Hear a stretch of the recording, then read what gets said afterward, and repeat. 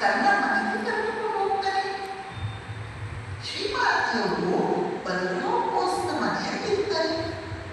ಬಲರಾಮ್ ಬೋಸ್ನ ಮನೆಯಲ್ಲ, ಅದು ರಾಮಕೃಷ್ಣರ ಮನೆಯಾಗಿದೆ. ಅಷ್ಟರ ಮಟ್ಟಿಗೆ ಬಲರಾಮ ತನ್ನನ್ನು ತಾನು ರಾಮಕೃಷ್ಣನಿಗೆ ಸಮರ್ಪಿಸಿಕೊಂಡು ಬಿಟ್ಟಿದ್ದ.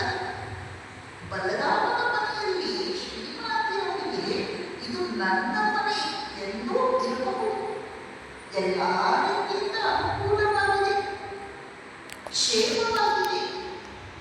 ಆದರೂ ಶ್ರೀಮಾತೆಯವರ ಮನಸ್ಸಿನ ಆಳದಲ್ಲಿ ಶ್ರೀರಾಮಕೃಷ್ಣರ ವಿರಹ ದುಃಖ ತುಂಬಾ ಹಿಂಸೆ ಕೊಡ್ತಾ ಇದೆ.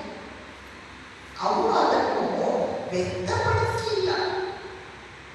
ಅದನ್ನು ಗುರುತಿಸಿದಂತಹ ಬಲರಾಮ ಬೋಸ್ ಶ್ರೀಮಾತೆಯವರ ತೀರ್ಥಯಾತ್ರೆಗೆ ವ್ಯವಸ್ಥೆಯನ್ನು ಮಾಡ್ತಾನೆ.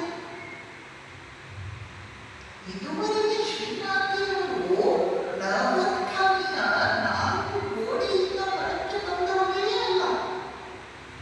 ಅಂಥದ್ರಲ್ಲಿ ಶ್ರೀಮಾತೆಯವರು ತೀರ್ಥಯಾತ್ರೆ ಅಂದ್ರೆ ಎಷ್ಟೆಲ್ಲ ಜನರ ನಡುವೆ, ಜನಸಂದಣಿಯ ನಡುವೆ ಓಡಾಡಬೇಕಾಗುತ್ತೆ.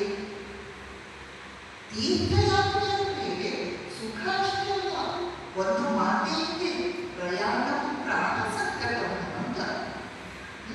ನಾವು ಅಪ್ಪಳಿಗೆ ಹೋಗ್ಬೇಕು, ಈಗ ಹೋಗ್ಬೇಕು, ಅದು ಚೆನ್ನಾಗಿದೆ, ಇದು ಚೆನ್ನಾಗಿದೆ, ಒಪ್ಪಳ್ತಾನೂ ಇಲ್ಲ